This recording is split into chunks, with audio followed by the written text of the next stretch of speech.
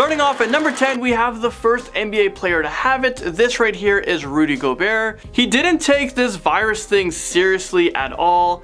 He was seen at a press conference where he decided to just touch all the microphones and the water bottles and the table. He was joking about the virus. I'm not sure what kind of message he was trying to send people, but that might have been the moment he contracted the virus. Also in the locker room, he decided to act childish and touch everything, touch everyone. Rudy Gobert tested positive for the virus and he was put into isolation right away. Around this time, the NBA was preparing to play out the rest of the NBA season with no fans in attendance. LeBron James, aka my hero, well, he was the first to speak about this, and he said that he wouldn't play unless there was fans. He does this just for the fans, and you guys know he's my hero. I'm his biggest fan, but I was a bit upset at him for this statement because it's not about playing for the fans right now. It's bigger than basketball. It's about trying to contain the virus and to keep yourself and your family safe. But instead of continuing the NBA without fans, the NBA was actually quickly canceled, so all NBA games is postponed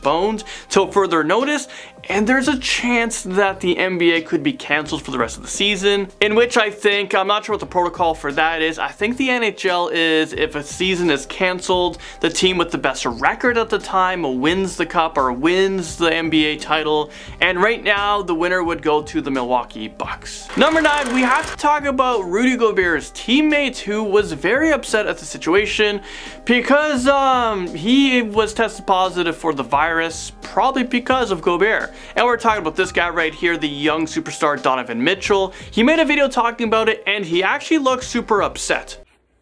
What's up, everybody? Donovan Mitchell here. Just want to say thank you guys so much for your continued support, man. It means a lot to me. I feel fine. Things are going well. I'm just taking the proper precautions. You know, as was told to me by the health authorities, I got to stay in isolation. So I'm solo in here, playing video games all day, and can't wait to get back out there on the floor, man, play in front of the best fans in the world. Really miss playing in front of you guys, and I'll see you guys soon. Mitchell has admitted he's using this time to cool off, and if the season does start, I don't know what the dynamics is going to be between Rudy Gobert and himself. Maybe he's going to request a trade in which the trade deadline is over, but next season, who knows. Number 8, we have Justin Trudeau's wife. We're talking about the Prime Minister of Canada. Well, his wife tested positive for the virus. Somehow Justin Trudeau didn't get the virus, but he still put himself in self-isolation, and he's working from home, which is kind of weird to say. The Prime Minister of Canada is working from home. He can make policy changes in his boxers with a bowl of cereal, but you know what actually makes him sound more human. Sophia is currently still in a 14-day minimum isolation after she came down with a mild flu-like symptoms. Right now, there's only 424 cases in Canada, so for the Prime Minister's wife to have the virus, it's just horrible luck at this time. Number 7, we have one of the most recent celebrities to announce that they got the virus, and we're talking about the Game of Thrones actor, Christopher Hivju. He posted this picture onto Instagram and he said this: "Greetings from Norway. Sorry to say that I today have tested positive for the virus. My family and I are in self-isolation at home for as long as it takes. We are in good health and I only have mild symptoms of the cold." And then he went on to say people should be washing their hands more and keeping about a 1.5 meter distance from others during this time. Alright, number 6, let's talk about him. Let's talk about him and his wife. Let's talk about Tom Hanks and Rita Wilson, who was the first biggest A-listed celebrities to be tested positive for the virus. He was actually down in Australia shooting a movie. He was shooting a movie when he was feeling sick, so he got tested and the test came back positive. Just a day ago, he was actually released from the hospital in Queensland and he is now being self-quarantined in his own home. He took it to Instagram to say this: "We felt a bit tired, like we had colds and some body aches. Rita had some chills that came and went, slight fevers too." This meme has been going around, of course. I mean, Corona is going around and memes are also going around. Never travel with Tom Hanks. His ship got hijacked. This plane crashed. He got stuck at an airport, stranded on an island, and now he has the virus. You know what? Yeah, buddy, you got terrible luck. I am not traveling with you. Also, his son that I never knew he had, he released this video. He's talking about how his parents is doing fine and is encouraging everyone to be safe and spread love and kindness. Yeah, it's true. My parents got coronavirus. Crazy. They're both down in Australia right now because my dad was shooting a movie down there. But I just got off the phone with them. They both are fine. They're not even that sick.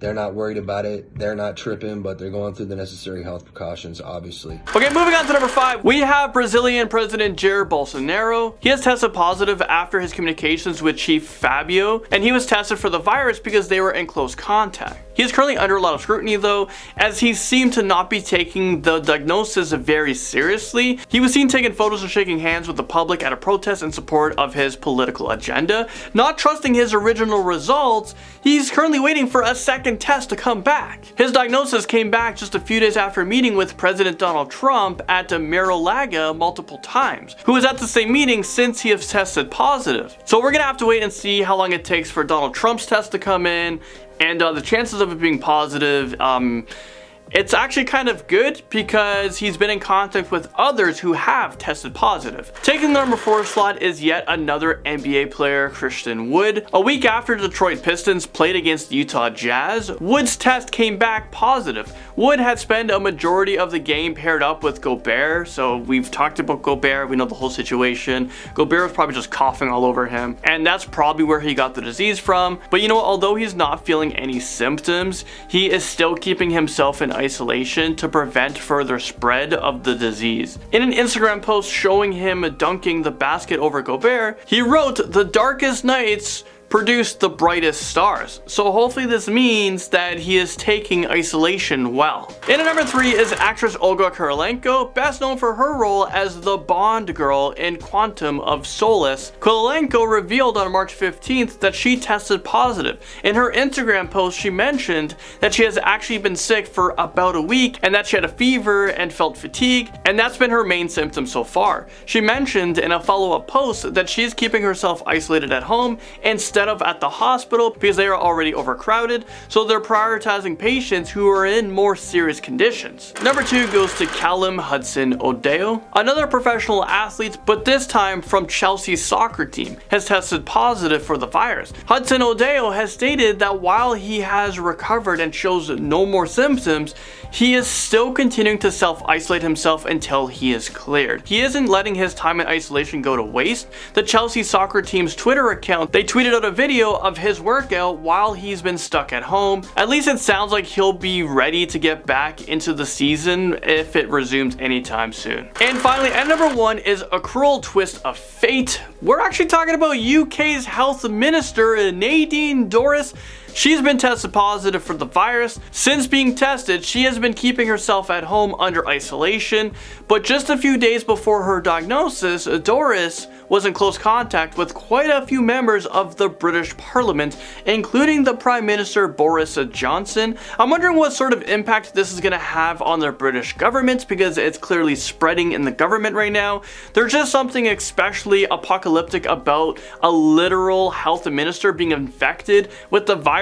I mean, this is slowly shutting down the world. It's insane when the person who is an expert of this kind of stuff, of health, and she got infected by the virus. It's just a very scary time. So starting us off, number 10 is Prince Charles. At first, I thought Prince Charles was the husband of Queen Elizabeth, but then I found out he's 71 years old, and I'm like, whoa, Queen Elizabeth. Isn't she like 90 something? I know age doesn't really matter, but then I looked into it, and it's the son. But it's still dangerous for him because he's 71 years old. But it has been confirmed that he has tested positive for the virus. But as of right now, he is out of isolation after the recommended 7-day quarantine. I'm pretty sure it was 14 days. He only had mild symptoms, which is good, but personally I feel like he should have self-isolated longer than just 7 days, especially because of his age. He's more vulnerable. And also he interacts with a lot of people. Number 9 is Harvey Weinstein. I don't even personally like to think of this guy as a celebrity anymore. I mean, just forget about him in prison. But former movie producer and current high-profile criminal has tested positive for the virus while he was in prison. He is currently being held in isolation while serving out his sentence. His doctors are concerned about his condition though, considering that he has recently had a heart-related health issue, and because of that, this can actually make his symptoms a lot worse and might make his fight a lot harder. Number 8 is actress Idris Elba. In a tweet posted on March 16th, he announced that he tested positive for the virus because he found out that somebody he interacted with also tested positive. In his initial Instagram post, he remained in fairly optimistic spirits about his condition, and he stated, I feel okay. I have no symptoms so far, but I've been isolated since I found out about my possible exposure to the virus.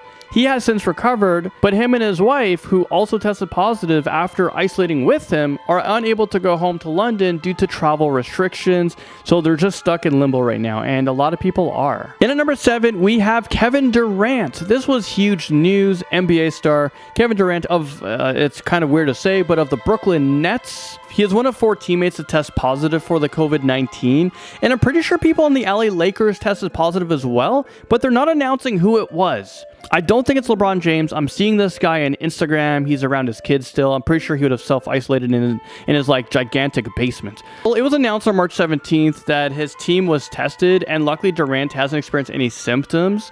In response to the announcement, Durant said, "Everyone be careful, take care of yourself, and quarantine. We're going to get through this." Taking the number 6 spot is Andy Cohen. Host of Watch What Happens Live, Andy Cohen tested positive earlier in March for COVID-19. While he has since recovered, he said that his symptoms included fever, a cough, tightness in his chest, some chills, loss of smell and appetite, and a very achy body. After receiving his diagnosis, he quarantined himself at home and took just under 2 weeks to fully recover. During this time, he had to cancel his at-home filming of his show because he was too fatigued to manage it. Which, I mean, it makes sense. You're literally fighting a virus that caused a world pandemic. You're allowed to chill for a bit. Coming at number 5, the British Prime Minister Boris Johnson. Johnson has revealed that he has tested positive for the COVID-19 as well. Ironically enough, both his health secretary and his medical advisor have also tested positive. Johnson said that he got tested after having fever and a constant cough. Because so many government officials had to do press conferences and interact with large groups of people during his initial spread of the virus, they are at even greater risks of contracting and unintentionally spreading the virus. Next up, Natalie Horler, probably better known for her stage name, Cascada. This singer revealed through an Instagram post that she tested positive. The diagnosis came after she was experiencing headaches, a fever, a loss of smell, and taste. And said that even before she tested positive, she was already in isolation, so she's going to keep herself 100% in quarantine for the next 2 weeks. I feel like there's a joke in her song, you know that one? Every time we touch. Okay, I'm definitely not going to try to attempt singing this one, but there's got to be a joke in that song, right? Our number 3 spot today goes to Colton Underwood. I don't know who this is. I absolutely don't watch The Bachelor. I've never seen it. Who are you? Okay, Colton Underwood, Bachelor star. It was revealed that he tested positive for the COVID-19. In mid-March, Colton recognized that he had symptoms consistent with the virus, including a headache, body pains, sweats, a serious fever, and difficulty breathing. He got tested the next day. It came back positive. After about 10 days of isolation with his girlfriend and fellow Bachelor star Cassie Randolph, who I don't know who she is either because I do not watch the show, and her family, he said that he's starting to feel back to normal. He actually got pretty sick because I was looking on his Instagram. Number 2, we have Aaron Tveit. Television, movie, and Broadway star Aaron Tveit revealed on March 23rd that he tested positive for the virus. He said that his symptoms are very mild, more like a cold, but that he has already been keeping himself in isolation since March 12th, which is when Broadway started putting their shows on hold for the foreseeable future. Finally, at the number 1 spot, we have a tragic one. World-renowned chef Floyd Cardoz unfortunately passed away due to complications related to the virus. In addition to being a chef and restaurant owner, he's known for his win on the show Top Chef Masters, and also he made an appearance on the show Ugly Delicious. He got diagnosed after returning from India while he was filming the Ugly Delicious episode with Aziz Ansari and host chef David Chang. After admitting himself to a New York hospital with a fever, Chef Floyd Cardoz passed away about a week later. And it's absolutely going crazy what's going on with New York right now. They just became an epicenter. The population of people being affected by the coronavirus in New York is absolutely insane. I really hope that you guys who are in New York, you guys stay safe, stay indoors, keep washing your hands. Please self-isolate out there. Starting off this countdown, we have cholera. So there have been 7 pandemics of cholera, but it is said that the worst and the deadliest pandemic was the 3rd one, which was from 1852 to 1860. This pandemic originated in India, spreading to Asia, Europe, North America, and then Africa. Cholera is often called the Blue Death, since infected individuals may turn bluish gray in color from losing so much body fluid. So cholera is a disease from a bacterial toxin that is produced in one's small intestines. It was discovered that cholera was linked to contaminated drinking water. During the third pandemic, it killed 1 million individuals. To this day, it infects 1.3 to 4 million people worldwide. Moving on to number 9, we have malaria. Although malaria thrives in warmer tropical regions, it is still one of the world's most devastating pandemics. In fact, it infects 500 million people per year. So malaria is spread from infected mosquitoes. The mosquitoes end up transmitting the disease into the person's bloodstream. From then, it travels to the liver where it reproduces. Then it infects the red blood cells and infects the blood traveling to other organs. In 2010, around 219 million people were infected by the disease, and 660,000 died from it. Currently, it is said that 1 million people are killed from malaria every year. What's crazy is how a person with malaria may not have any symptoms for up to a month. In rare cases, it could take up to 4 years before they even become sick. We are now at number 8 with swine flu. So in 2009, swine flu, or H1N1, was all the concern. According to the Center for Disease Control, swine flu was first detected in the US before spreading around the world. Now, swine flu is caused by a type A influenza virus which causes respiratory diseases in pigs. From April 12, 2009 to April 10, 2010, there were 60.8 million cases of swine flu reported, and there is an estimate of 575,000 deaths. In our 7th spot, we have HIV/AIDS. HIV/AIDS was first identified in 1981 and ends up destroying a person's immune system. As a result, the person ends up dying from an opportunistic infection. Basically, an infection that takes advantage of the person's poor immune system, and as a result of their body, they can't fight it off. It is said that the peak of this pandemic was between 2005 to 2012. According to the World Health Organization, in 2005, more than 3 million people died from AIDS-related illnesses. Now, there is no cure for HIV. However, there are antiretroviral drugs that can decrease the amount of deaths and allow people to live relatively happy, normal lives. However, individuals in Africa are said to have it the worst from their limited health resources. According to the World Health Organization, more than 1 million adults and children die every year in Africa from HIV. Okay. Now, I'm sure you can all guess this next one. Coming in at number 6, we have the coronavirus. Of course, with everything that's going on in the world, I'm sure you expected this virus to be on the list. Now, I have this on the list because, in thought, it is scary. It just seemed to happen all so fast, like it appeared suddenly and now people are acting like it's the end of times.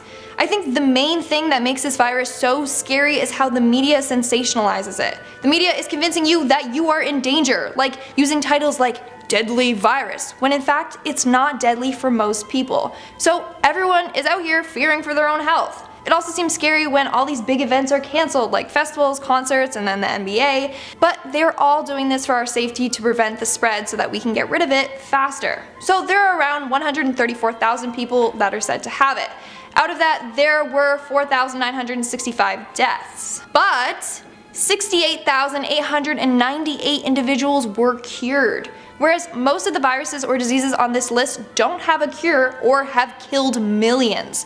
We are now at our 5th and halfway mark with SARS. So SARS is short for Severe Acute Respiratory Syndrome. It first started in 2002 in China, and from there it spread to 37 countries through air travel. So SARS is caused from a strain of coronavirus that spread from mammals to humans. It's an airborne virus that spread very quickly through unsuspected travelers. It infected 8,000 people worldwide, 800 of which died as a result. After getting SARS, people developed pneumonia, which can lead to respiratory failure.